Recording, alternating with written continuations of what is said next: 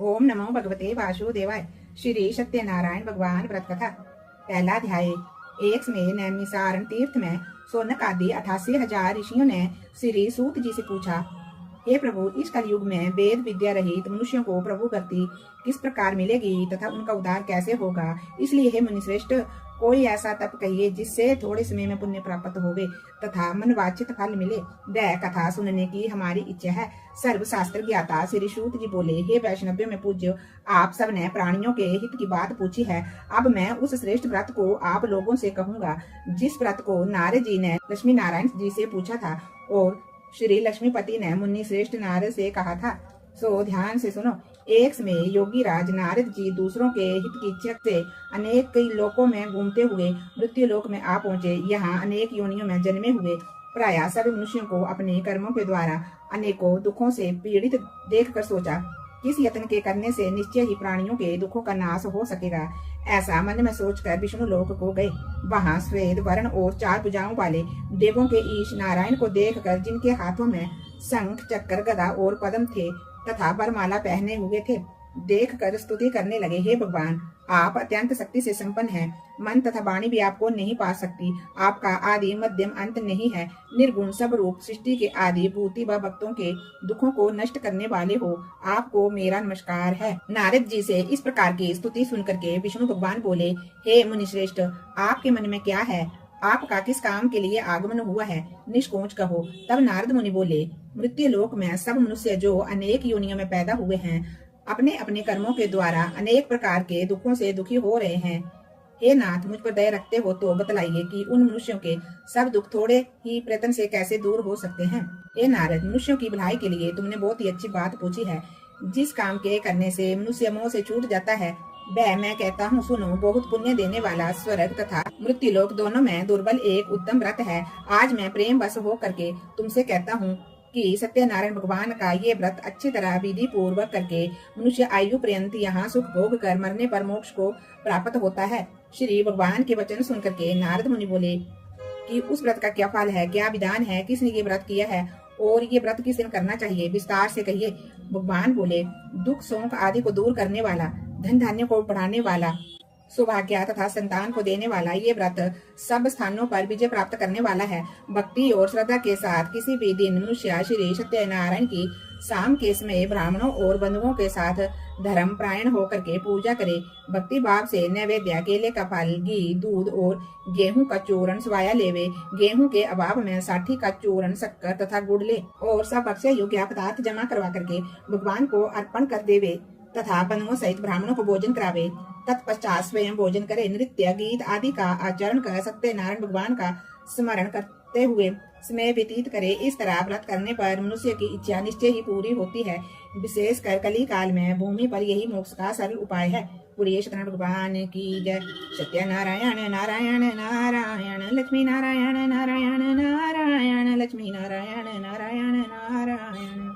दूसरा अध्याय। श्री सूत जी बोले, हे ऋषियों, जिसने पहले समय में इस व्रत को किया है उसका इतिहास कहता हूँ। ध्यान से सुनो। सुंदर काशीपुरी नगरी में एक अत्यंत निर्धन ब्राह्मण रहता था। वह भूख और प्यास से बेचैन हुआ नित्य पृथ्वी पर घूमता था। ब्राह्मणों से प्रेम करने वाले भगवान ने ब्राह्मण को दुखी देखकर बूढ़े ब्राह्मण का रूप धर उसके पास जा आदर के साथ पूछा, हे विप्र, नित्य दुखी हुआ पृथ्वी पर क्यों घूमता है? हे श्रेष्ठ ब्राह्मण, ये सब मुझसे कहो, मैं सुनना चाहता हूँ। ब्राह्मण बोला, मैं निर्धन हूँ, ब्राह्मण हूँ, भिक्षा के लिए पृथ्वी पर फिरता हूँ। हे भगवान, यदि आप इसका कोई उपाय जानते हो तो कृपा करके कहो। वृद्ध ब्राह्मण बोला कि सत्यनारायण भगवान मनवांछित फल देने वाले हैं, इसलिए हे ब्राह्मण, तू उनका पूजन कर, जिसके करने से मनुष्य सब दुखों से मुक्त होता है। ब्राह्मण को व्रत का सारा विधान बतला करके बूढ़े ब्राह्मण का रूप धारण करने वाले श्री सत्यनारायण भगवान जी अंतर ध्यान हो गए। जिस व्रत को वृद्ध ब्राह्मण ने बतलाया है मैं उसको करूंगा, ये निश्चय करने पर उसे रात में नींद नहीं आई। वह सवेरे उठ सत्यनारायण भगवान के व्रत का निश्चय कर भिक्षा के लिए चला। उस दिन उसको भिक्षा में बहुत सा धन मिला, जिससे उसने बंधु बांधवों के साथ सत्यनारायण भगवान का व्रत किया। इसके करने से वह ब्राह्मण सब दुखों से छूटकर अनेक प्रकार की संपत्तियों से युक्त हुआ। उस समय से वह ब्राह्मण हर मास व्रत करने लगा।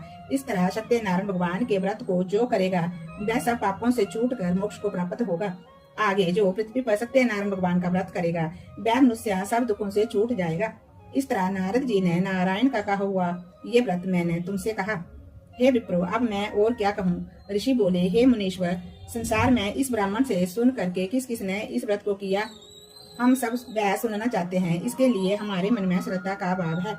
श्री सूत जी बोले, हे मुनियों, जिस जिसने इस व्रत को किया वह सब सुनो। एक समय ब्राह्मण धन और ऐश्वर्य के अनुसार बंधु बांधुओं के साथ व्रत करने को तैयार हुआ। उसी समय एक लकड़ी बेचने वाला बूढ़ा आदमी आया और बाहर लकड़ियों को रखकर ब्राह्मण के मकान में गया। प्यास से दुखी लकड़ैरा उनको वो व्रत करते हुए देख कर विनय के साथ पूछने लगा कि ये आप क्या कर रहे हैं और इसके करने से क्या फल मिलता है, कृपा करके मुझसे कहो। ब्राह्मण ने कहा, सब मनोकामनाओं को पूर्ण करने वाला ये श्री सत्यनारायण भगवान का व्रत है।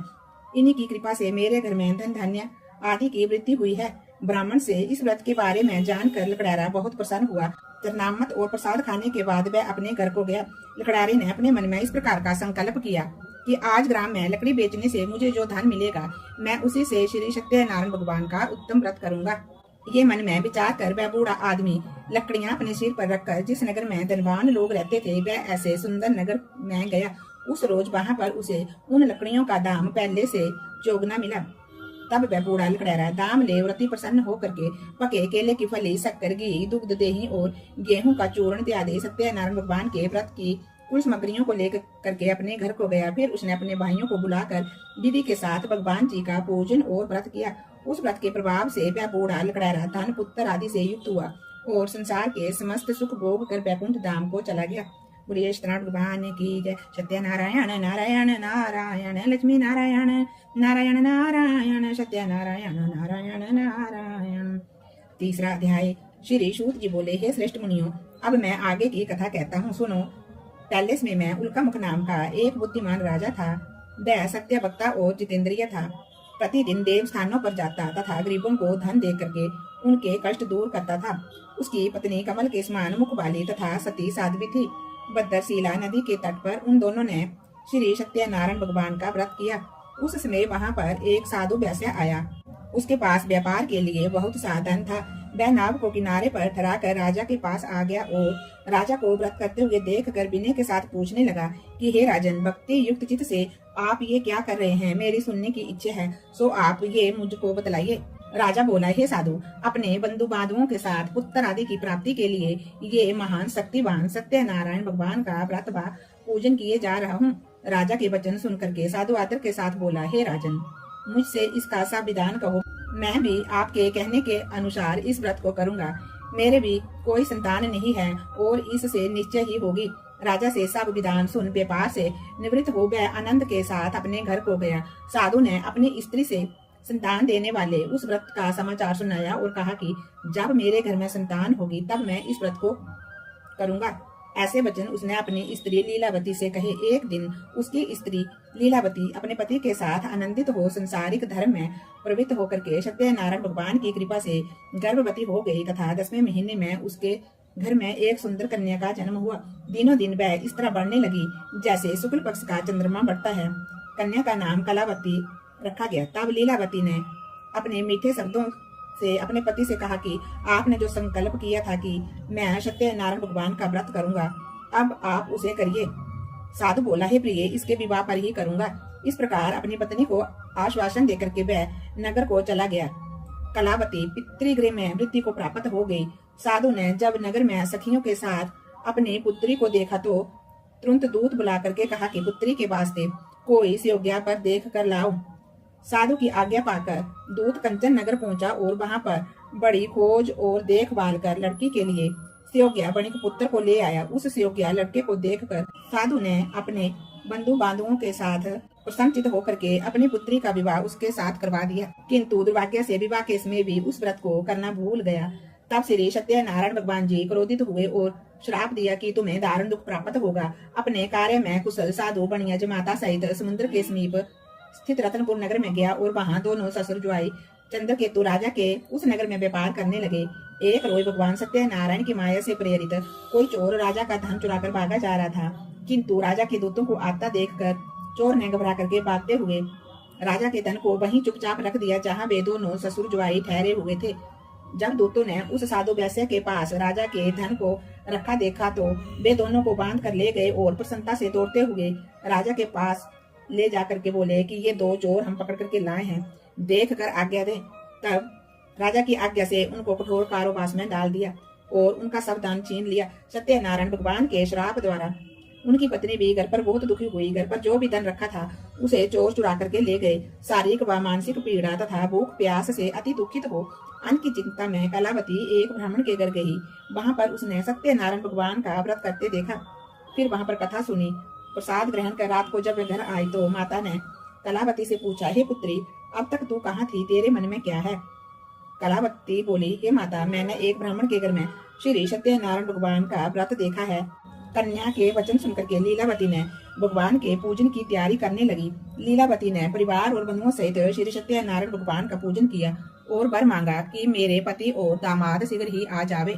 साथ ही प्रार्थना की कि हम सबका अपराध क्षमा करो। सत्यनारायण भगवान जी इस व्रत से संतुष्ट हो गए और राजा चंद्रकेतु को सपन में दर्शन दे करके कहा, हे राजन, दोनों वैश्यों को प्रातः ही छोड़ दो और उनका सब धन जो तुमने ग्रहण किया है दे दो, नहीं तो मैं तेरा धन, राज्य, पुत्र आदि सब कुछ नष्ट कर दूंगा। राजा से ऐसे वचन कहकर भगवान अंतर ध्यान हो गए। प्रातः काल राजा चंद्रकेतु ने सभा में अपना सपना सुनाया। फिर दोनों बणिक पुत्रों को कैद से मुक्त कर सभा में बुलाया। दोनों ने आते ही राजा को नमस्कार किया। राजा ने मीठे वचनों से उनसे बात की और कहा कि हे महानुभावो, भाभी बस ऐसा कठिन दुख प्राप्त हुआ है, अब कोई भय नहीं है। ऐसा कह करके राजा ने उनको नए नए वस्त्र आभूषण दिए और उनका जितना धन लिया था उसे दुगना धन दे करके आदर के साथ विदा किया। दोनों वैश्या अपने नगर को चल दिए। और सत्यनारायण भगवान की जय। सत्यनारायण नारायण नारायण, लक्ष्मी नारायण नारायण नारायण, सत्यनारायण नारायण नारायण। चौथा अध्याय। श्री सूत जी बोले, वैसे ने मंगलाचार करके यात्रा आरंभ की और अपने नगर को चला। उनके थोड़ी दूर निकलने पर दंडी वेशधारी सत्यनारायण ने उनसे पूछा, हे साधु, तेरी नाभ में क्या है? अभिमानी बणिक हंसता हुआ बोला, हे दंडी, आप क्यों पूछती हो? क्या धन लेने की इच्छा है? मेरी नाभ में तो बेल और पत्ते आदि भरे पड़े हैं। वैश्य का कठोर वचन सुनकर के भगवान ने कहा, तुम्हारा वचन सत्य हो। दंडी ऐसा कह करके वहां से दूर चले गए और कुछ दूर जा करके समुद्र के किनारे बैठ गए। दंडी के जाने पर वैश्य ने नित्य क्रिया करने के बाद नाव को ऊंची उठी देखकर अचंबा किया और नाव में बेल पत्ते आदि देखकर मूर्छित हो जमीन पर गिर पड़ा। फिर मूर्छा खुलने पर अत्यंत शोक प्रकट करने लगा। तब उसका दामाद बोला कि आप शोक ना करें, ये दंडी का श्राप है, अतः हमें उनकी शरण में चलना चाहिए, तभी हमारी मनोकामना पूरी होगी।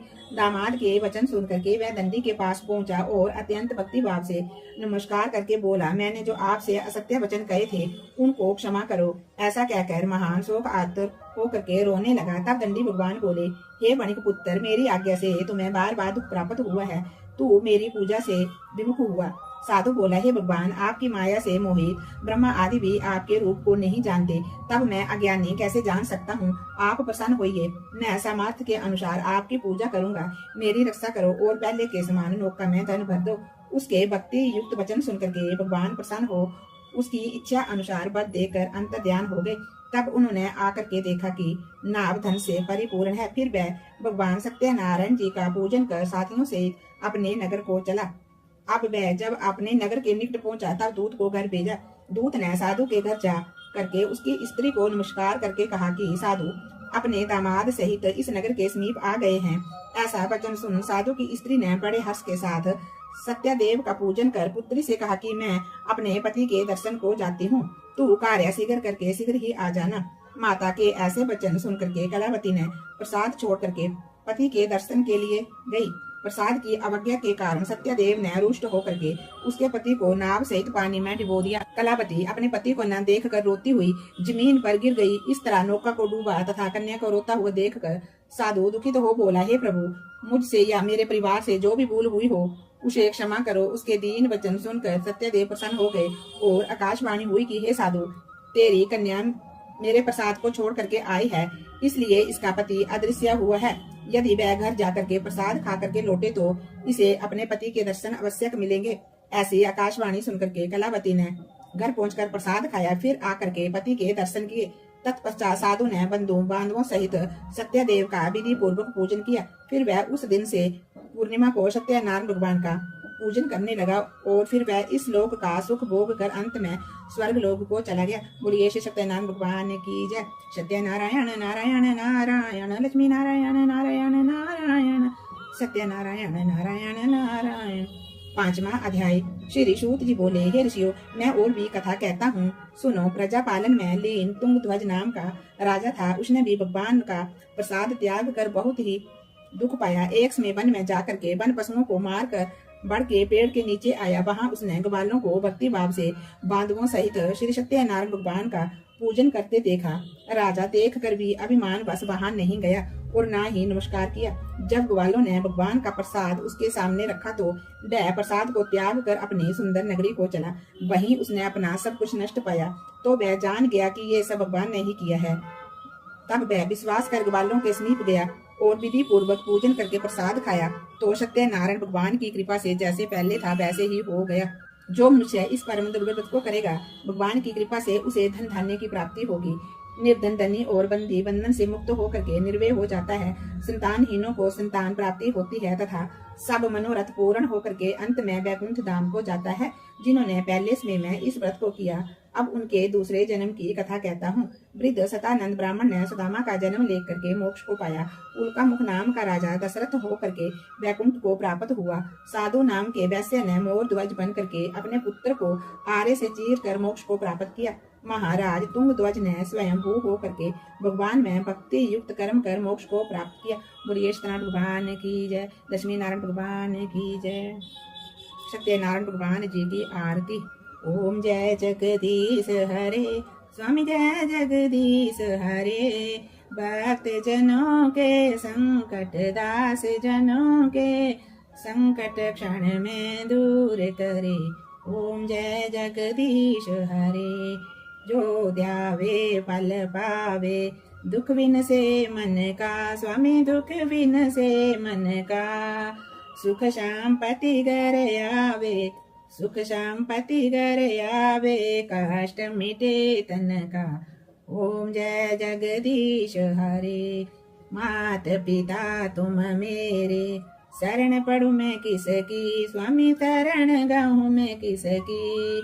तुम बिना और न दूजा, प्रभु बिना और न दूजा, आस करूं मैं जिसकी।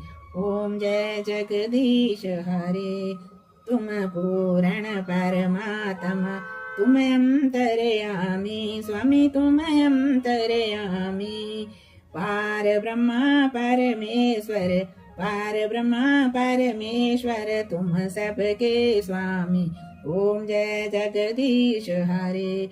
तुम करुणा के सागर, तुम पालन करता, स्वामी तुम पालन करता। मैं मूर्ख खल कामी, मैं मूर्ख खल कामी, कृपा करो भरता। ओम जय जगदीश हरे। तुम हो एक अगोचर, सबके प्राणपति, स्वामी सबके प्राणपति। किस विधि मिलूं दयामय, किस विधि मिलूं दयामय, तुमको मैं कुमति। ओम जय जगदीश हरे। दीन बंधु दुख हरता, ठाकुर तुम मेरे, स्वामी ठाकुर तुम मेरे। अपने हाथ उठाओ, अपनी शरण लगाओ, द्वार खड़ा मैं तेरे। ओम जय जगदीश हरे। विषय विकार मिटाओ, पाप हरो देवा, स्वामी कष्ट हरो देवा। श्रद्धा भक्ति बढ़ाओ, श्रद्धा प्रेम बढ़ाओ, संतन की सेवा। ओम जय जगदीश हरे। तन मन धन सब कुछ है तेरा, स्वामी सब कुछ है तेरा। तेरा तुझको अर्पण, तेरा तुझको अर्पण, क्या लागे मेरा। ओम जय जगदीश हरे। श्री सत्यनारायण भगवान जी की आरती। जो कोई नित गावे, स्वामी प्रेम सहित गावे। कहत शिवानंद स्वामी, कहत हरिहर स्वामी, मन वांछित फल पावे। ओम जय जगदीश हरे। ओम जय जगदीश हरे स्वामी जय जगदीश हरे। भक्तजनों के संकट क्षण में दूर करे। ओम जय जगदीश हरे। ओम नमो भगवते वासुदेवाय। जय जय श्री राम, जय जय श्री राम।